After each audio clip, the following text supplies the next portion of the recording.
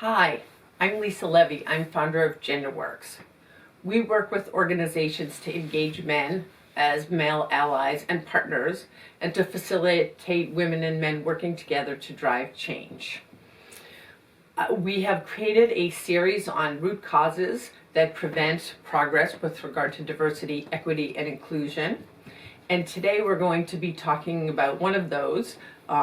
We describe it as that there's a focus on expediency rather than on impact. So what do we mean by that? What is expediency? Expediency means it's convenient, it's easy, it's low-hanging fruit, makes sense. You would want to address things that are easier to solve, but there are limitations. So let me give you some stories and examples that help illustrate that. One of them that comes to mind is, we like to focus on what's easier to accomplish. And where this is very front and center is with regard to recruitment versus retention of diverse employees. So recruitment, it may not always be easy, but we know the process, we know how to do that. And it's an easier lever of change to drive so that, we keep focusing on that.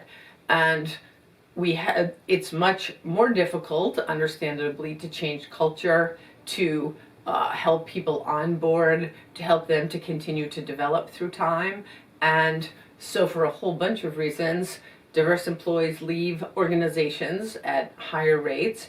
And, we talk about it a lot with regard to women as the leaky pipeline, that, it's not just at the beginning, but all along the pipeline, women come in and then they leave. So you're not sort of having the longer term impact that you're looking for. Another example is when it comes to sort of the short-term nature of things. And I think this particularly applies when I think about training and education with regard to DEI skills. That, there's a lot of focus on the one-off experience that, everyone has an unconscious bias training for an hour or two. Or you might have, the all-day meeting on that. But what we know is the way we really learn is through repetition and practice and support. And, there's a lot of resistance to doing that. I know in doing consulting work, often we would put in an ongoing piece and, more often than not, companies, don't like to do that. It's not in the budget kind of thing. So what we're doing is we are making this investment, but I think a lot of that is, we don't have ways to anchor and make those learnings stick. A third issue or challenge I see with regard to this issue of efficacy versus expediency is that there's a transfer of responsibility. And what I'm thinking about particularly here is, most organizations have flexibility. They have a menu of flexible options. There's a statement that, we're a flexible work culture, but it's still beholden to the employee to figure out how to use that. And usually the issue, as much as flexibility, if not more, is the issue of workflow, pace and amount of workflow.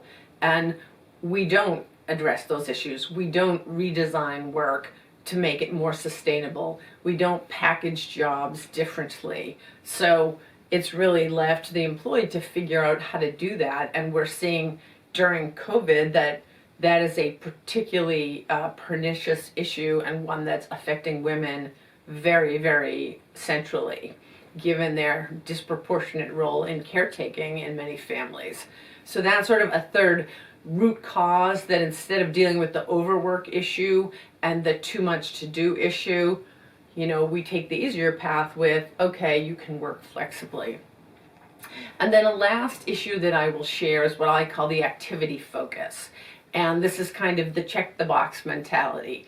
And I can think of a client that I worked with a bunch of years ago that I was doing a program with regard to work-life effectiveness, particularly for managers.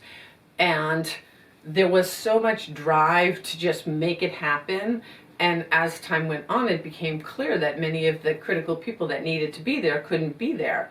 But instead of pulling back and saying it doesn't make sense to do it now, there was such a focus on we're efficient, and efficient means activity.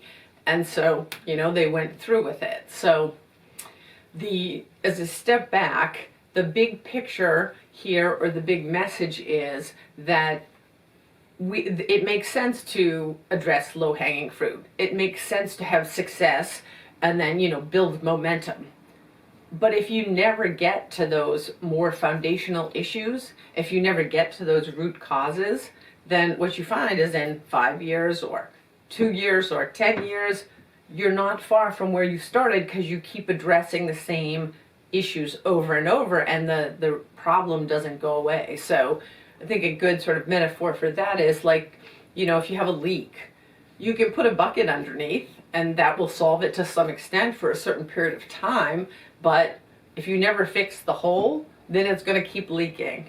And I think too much of the work in the DEI space is much more on the bucket than on the hole. So thank you so much for listening to this in our root cause series, and we hope you'll join us for the next one. Thanks.